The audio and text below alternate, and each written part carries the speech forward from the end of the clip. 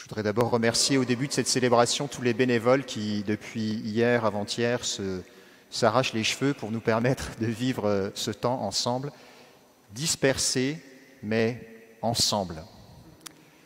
Alors, il y a 2 semaines, j'ai pu reprendre les entraînements de rameurs. Vous savez que la paroisse a une équipe de canot à glace. Et puis, enfin, il y a 2 semaines, coach Catherine a repris les séances d'entraînement. D'ailleurs, ceux qui sont dans la salle en dessous, la salle de rame, là, c'est là qu'on s'entraîne tous les jeudis matins avec une petite équipe. Mon coéquipier Laurent, Charlène et d'autres. Et coach Catherine, qui est notre coach pour nous entraîner. On ne sait pas s'il y aura du canot à glace cette année, on est dans l'incertitude, mais on s'entraîne quand même.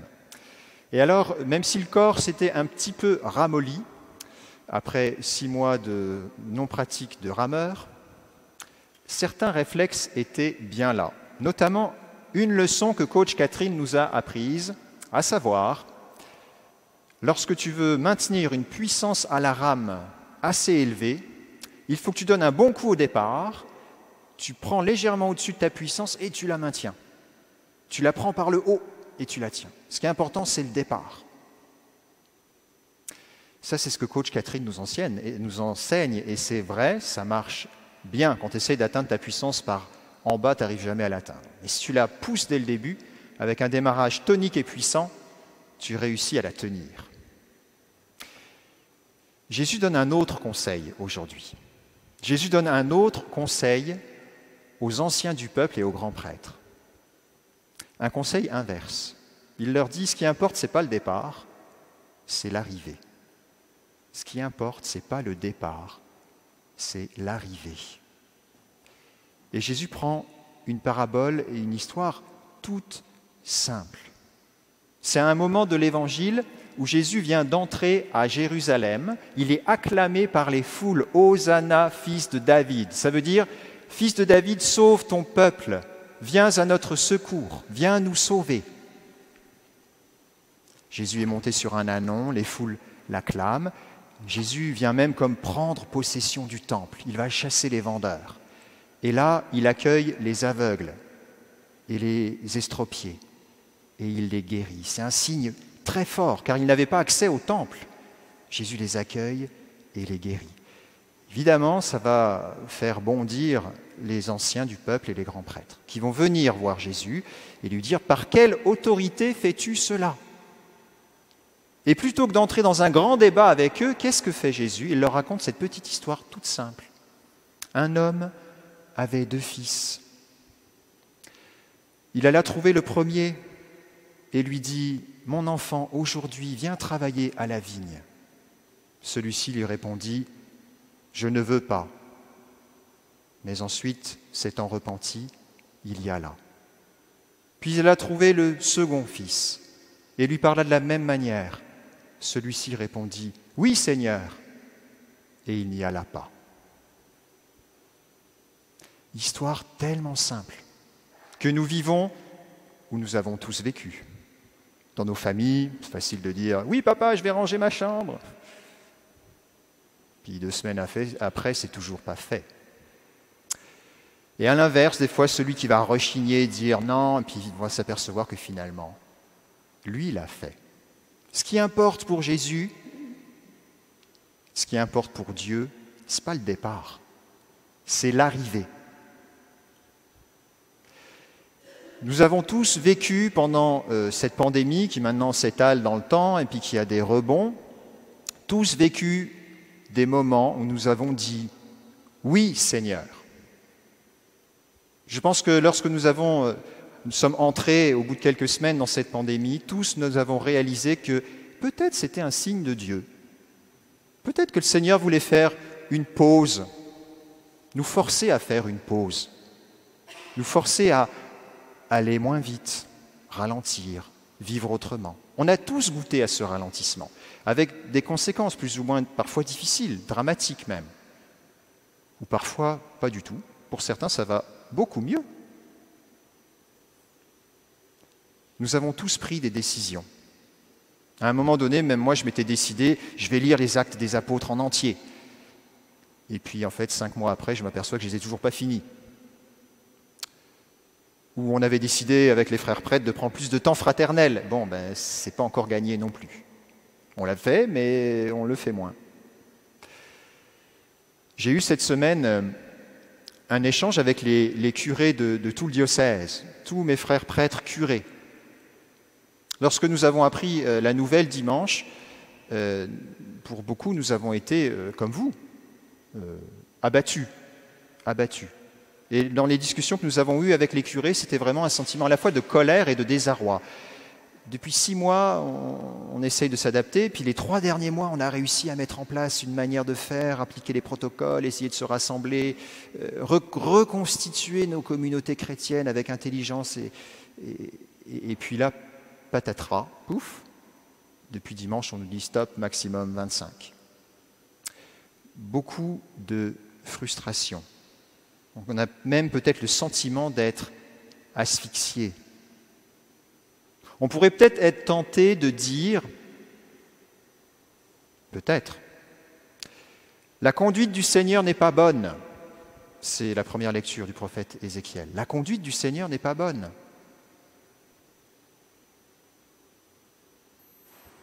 Ou à l'inverse, de dire, mais peut-être que ce n'est pas la faute du Seigneur. D'ailleurs, ce n'est pas la faute du Seigneur, c'est la faute du gouvernement. Il n'a rien à voir là-dedans, le bon Dieu. Et si le Seigneur avait quelque chose à nous dire par ce rebond qu'on vit depuis une semaine? Et s'il avait une parole pour nous? J'étais attentif particulièrement pendant cette semaine, précisément, à qu'est-ce que le Seigneur me dit? Et puis je suis tombé dans les lectures de l'office que prient les prêtres sur les lectures du prophète Ézéchiel, donc un passage plus loin que la première lecture qu'on a lue, Ézéchiel chapitre 36. C'est un passage où le prophète prophétise, prêche même d'une certaine manière, au peuple d'Israël qui est en train de fuir Jérusalem parce que Jérusalem vient d'être prise. Jérusalem est tombée. 587 avant Jésus-Christ, Jérusalem tombe. C'est l'effondrement. C'est la honte. Le peuple élu, le peuple choisi par Dieu doit quitter cette ville qu'il a conquis, que Dieu lui a offerte, cette terre promise. Le peuple élu est dispersé. Il y a eu cette parole chez le prophète Ézéchiel qui est venue complètement m'éclairer. Dieu qui dit et qui parle à son peuple, « Je les ai dispersés parmi les nations. Ils ont été disséminés. Selon leur conduite et leurs actes, je les ai jugés. » Dieu qui dit, c'est fort, c'est moi qui les ai dispersés. Selon leur conduite et leurs actes, je les ai jugés. Le Seigneur permet cette dispersion. Et je me suis demandé, mais Seigneur, est-ce que toi aussi, tu permets notre dispersion à nouveau? On peut accuser les autres, et on a raison, il y a des tas de médiations humaines.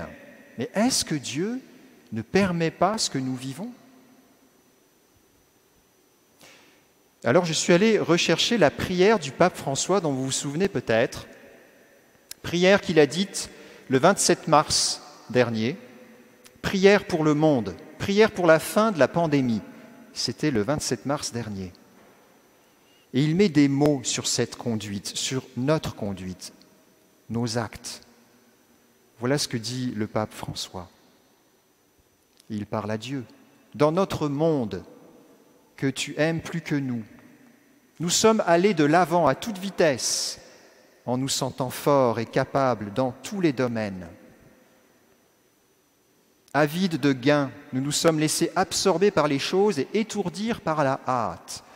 Nous ne nous sommes pas arrêtés face à tes rappels, nous ne sommes pas réveillés face à des guerres, à des injustices planétaires. Nous n'avons pas écouté le cri des pauvres et de notre planète gravement malade. Nous avons continué notre route imperturbable en pensant rester toujours sains dans un monde malade. C'était il y a plusieurs mois, c'était au début de la pandémie. En fait, rien n'a changé. Nous avons continué à aller de l'avant à toute vitesse. Nous avions dit oui à des changements, pendant 2 mois. Allez, pendant le confinement. Mais nous n'avons rien fait. Beaucoup parmi nous ont retrouvé la même vie qu'avant. Certains ont déménagé, d'autres ont changé de travail, ils ont acheté une nouvelle voiture, ils ont peut-être même dû adapter leur manière de travailler. Mais finalement, qu'est-ce qui a changé? À part que tous maintenant on porte un masque. Qu'est-ce qui a changé? Est-ce que nous avons laissé plus de place à la grâce de Dieu dans notre vie? Est-ce que nous avons laissé plus d'emprise au don de l'Esprit Saint sur nous? Qu'est-ce qui a profondément changé? Ou bien est-ce que nous avons continué à aller à la hâte, à essayer de courir, à essayer de rattraper peut-être ce mauvais départ qu'on a pris en trouvant des compensations diverses et variées? Le but, c'est de traverser la pandémie, en fait. Alors, on va plus ou moins trouver des compensations.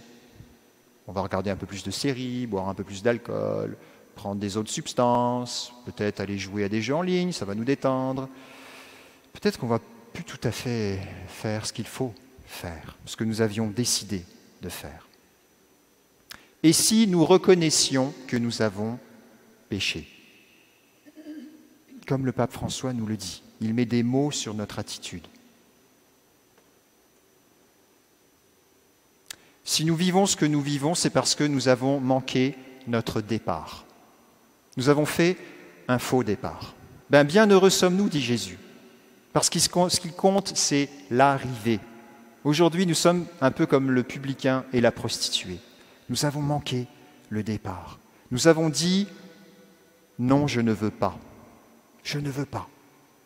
Je ne veux pas. » Eh bien, Jésus va être celui qui nous permet de gagner la course, d'arriver et de passer la ligne d'arrivée. Jésus est le Fils qui, lui, réconcilie les deux fils de cette parabole. Il est celui à la fois qui dit oui et celui qui passe la ligne d'arrivée, qui le fait. Et il le fait pour nous. Il le fait pour nous. On l'a lu dans cette lecture, deuxième lecture de la lettre aux Philippiens. Lui qui était de condition divine, il ne retint pas le rang qu'il égalait à Dieu. Mais il s'est anéanti, prenant la condition de serviteur, devenant semblable aux hommes. Reconnu pour un homme, il s'est humilié, il s'est abaissé jusqu'à la mort de la croix. Voilà le chemin que Jésus prend. Il prend un bon départ, il fait un bon départ, mais il choisit de laisser le Père être victorieux par lui. Et saint Paul, dans la lettre aux Philippiens, continue. C'est pourquoi Dieu l'a exalté. Il lui a donné le nom qui est au-dessus de tout nom, afin que tout genou fléchisse au ciel, sur terre et aux enfers, et que toute langue proclame Jésus-Christ est Seigneur. Il l'a doté de tout nom. Il l'a exalté. Qui a fait ça? Dieu. C'est même pas Jésus qui a fait ça. C'est le Père. En Jésus, nous pouvons passer la ligne d'arrivée. En Jésus, nous sommes victorieux. Il est notre champion. C'est lui qui a la victoire. N'espérons pas passer cette pandémie avec nos forces. N'espérons pas la traverser en trouvant des petites manières d'essayer de nous ajuster pour éventuellement arriver sur la ligne d'arrivée. Laissons le Seigneur être victorieux pour nous. Choisissons-le comme notre Seigneur. Acceptons de vivre sous sa grâce, sous la puissance de sa grâce. Alors je nous invite à une chose cette semaine, d'accepter que nous avons péché. Acceptons de nous reconnaître comme humiliés aussi par nos fautes, par nos égarements, par nos erreurs. Ce n'est pas du tout marketing ce que je vous dis là. Ce n'est pas du tout vendeur. Pourtant, c'est ce que les prophètes n'arrêtent pas de dire. C'est ce que le pape François nous rappelle. Je voudrais citer un dernier passage du pape François. Parce que peut-être que nous avons du mal à accepter que nous avons péché. Le pape François dit « La tempête dans laquelle nous vivons démasque notre vulnérabilité. Elle révèle ses sécurités fausses et superflues avec lesquels nous avons construit nos agendas, nos projets, nos habitudes, nos priorités. Elle nous montre cette tempête, comment nous avons laissé endormi et abandonné ce qui alimente, soutient et donne force à notre vie, ainsi qu'à notre communauté. Ce qui donne force à notre vie, c'est la grâce. Alors acceptons cette semaine peut-être de vivre une démarche de miséricorde, peut-être de poser des œuvres de miséricorde, matérielles ou spirituelles, comme le pape François nous a invités à les vivre. Si vous avez pu, c'est quoi les œuvres de miséricorde? Allez taper ça sur Google, œuvres de miséricorde. Alors vous allez découvrir ce que c'est ces œuvres de miséricorde. Aider les pauvres, s'occuper des personnes en deuil. Peut-être nous pouvons également vivre une démarche de pénitence. Souvent, on entend les prophètes invités au jeûne, invités à l'aumône, invités à la prière. Peut-être nous pouvons aussi nous confesser. Nous savons que c'est le Seigneur notre champion, c'est lui qui sera victorieux de toute cette affaire. Et nous voulons ensemble reconnaître qu'il est notre Seigneur et notre seul Sauveur, celui qui passe l'arrivée, que Dieu a exalté, dont le nom est au-dessus de tout nom, Jésus-Christ est Seigneur.